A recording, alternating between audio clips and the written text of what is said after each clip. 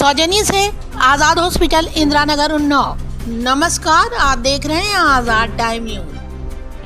World scoliosis day पर Artemis hospital ने दी समय पर पहचान और जागरूकता बढ़ाने की अपील। गुरुग्राम 28 जून 2025 वर्ल्ड स्कोलियोसिस डे के अवसर पर आर्टेमिस हॉस्पिटल ने स्कोलियोसिस के प्रति जागरूकता बढ़ाने, उसकी समय पर पहचान करने और उन्नत इलाज प्रदान करने के लिए अपनी प्रतिबद्धता दोहराई। स्कोलियोसिस जो रीढ़ की हड्डी का एक तरफ झुका है, विश्व भर में किशोरों में लगभग 2 से 3% को प्रभावित करता है, लेकिन कई मामलों की पहचान तब तक नहीं हो पाती जब तक कि समस्या गंभीर हो जाए।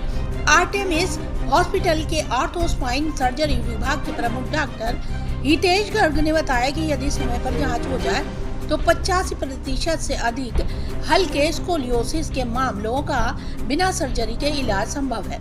हमारा उद्देश्य है कि कोई भी बच्चा या वयस्क देर से पहचान के कारण पीड़ा न झेले। इस अवसर पर आर्टेमिस हॉस्पिटल द्वारा आयोजित किए जा रहे बच्चों और किशोरों के लिए मुफ्त रीढ़ की हड्डी की जांच शिविर, ऑर्थोपेडिक विशेषज्ञों के साथ इंटरैक्टिव सवाल जवाब सत्र, सोशल मीडिया के जरिए जागरूकता अभियान। हॉस्पिटल ने माता पिता, स्कूलों और देखभाल करने वालों से अपील की है कि वो बच्चों की रीढ़ की हड्डी की नियमित जांच करवाएं, खासकर किशोरावस्था के दौरान जब शारीरिक विकास तेजी से होता है। आर्टेमिस उन्नत जांच तकनीकों और मल्टी डिसिप्लिनरी देखभाल के साथ प्रत्येक मरीजों को व्यक्तिगत और प्रभावी उपचार प्रदान करता है। आज़ाद टाइम न्यूज गुरुग्राम से सतीश कौशिक। एक साइड की कम हो रही है तो हम सीधे ना ग्रो करके हम एक तरफ की तरफ ग्रो होते जाते हैं, जिससे कर्व धीरे धीरे करके बढ़ता जाता है। तो ऑपरेशन से ही उनको सीधा किया जा सकता है। नेचुरली वो सीधा होना लगभग नामुमकिन है। क्या कुछ ऑपरेशन के बाद साइड इफेक्ट है? तो ऑपरेशन की अच्छा सवाल है। ऑपरेशन के दौरान साइड इफेक्ट ज्यादा चांस है, बाद में ज्यादा साइड इफेक्ट नहीं होता है। ऑपरेशन में जैसे सर ने बताया, डॉक्टर सुमित ने बताया कि 3 डायमेंशनल डिफॉर्मिटी है। हम उसको डी रोटेट कर रहे हैं, सीधा करने की कोशिश कर रहे हैं। 3 प्लेन में डी रोटेशन होती है। एक, अगर वो आगे झुके हैं तो सीधा करना है, साइड झुके हैं तो करना, और अगर घुमा हुआ है उसको सीधा करना है वापस। स्पाइन के अंदर एक हमारी नस जा रही होती है, इसको स्पाइनल कॉर्ड कहते हैं। सबसे बड़ा रिस्क यही होता है कि हम कमर का ऑपरेशन कराएं और पैरालिसिस ना हो जाए। सभी आम जनता में यही रिस्क है।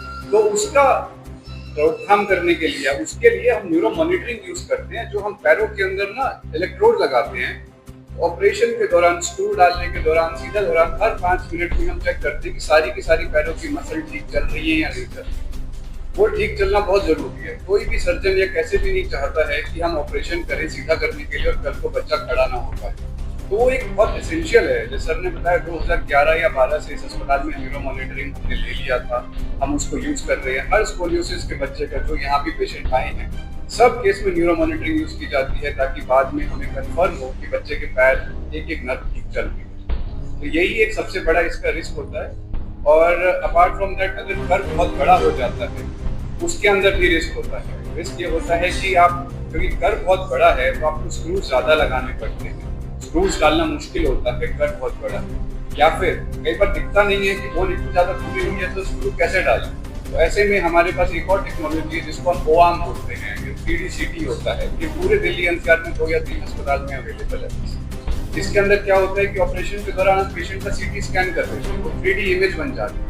तो जहाँ पे स्क्रू डालना है, नसों के दूर है, वो उसके अंदर देख के लाइव मॉनिटरिंग में हम डालते हैं स्क्रू, ताकि ऐसा ना हो कि हम स्क्रू डालें और हम किसी नस को टच करें या कुछ और नुकसान करें। ये प्रिकॉशन है जो हम लेते हैं, जिससे कि सर्जरी सेफ की जा सके।